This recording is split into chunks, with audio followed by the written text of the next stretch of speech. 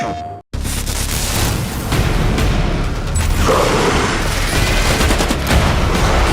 Killing Floor franchise for us has always been about that power fantasy. The feeling that it's almost out of your control, and sometimes is completely out of your control and turns into complete mayhem. I've been making Killing Floor since the beginning. We didn't really have like official titles. I did a lot of the initial game mode prototyping and just anything to get the game up and running. The original Killing Floor we did with, I think we were 12 or 15 people.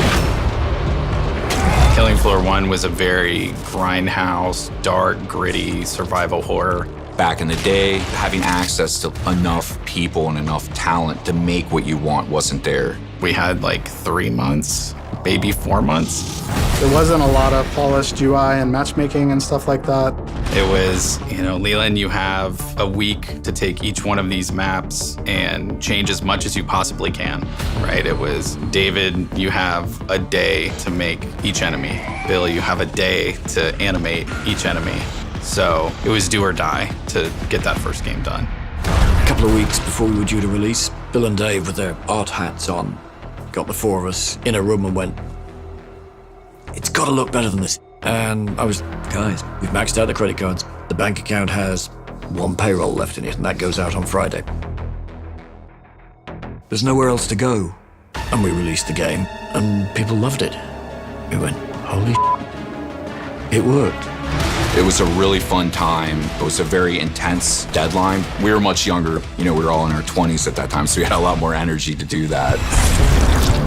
The Killing Floor 2, we got to step it up a bit. I think we were at about 45, 50 people at that point. David Hensley was the creative director on the project. I was heavily involved in the animation and all the little details that we didn't feel other first-person shooters at that time had. Killing Floor 2 went more of a polished science horror vibe. There's much more weapons and classes. You actually have modern server infrastructure with matchmaking. We had perks, and each one of those perks would have different bonuses for different types of weapons, certain different ways to play. The enemies move faster, the difficulty is more intense. It's its own thing. Well, that was our first real tilt at the consoles as well. I've been a fan of Killing Floor for quite some time. I was working on another game. One of the other character artists says, there's a game I want to try with you guys. And I was like, all right, I'm down. I like monsters. So during crunch, that artist would be like, you're from Georgia, right? Wouldn't it be crazy if you worked on that one day? So that was my introduction. One of my thoughts when I was given the opportunity to lead the team is that Killing Floor was a bit of a cult hit. I know I wanted it to return to this level of horror, have some cult elements, but become a little more mainstream. So we'd be in the office and we'd be working on dry erase boards, and it was just basically Dave Hensley and I kind of talking about what the game could be. And then COVID hit, and I was like, we're gonna work remote. So all of a sudden there wasn't just like Atlanta, Roswell as this hub for it, and we could open the floodgates to people that wanted to be a part of the team. I was on the team leading the design for Maneater DLC, and that took about a year, and then I came onto the prototype for Killing Floor 3.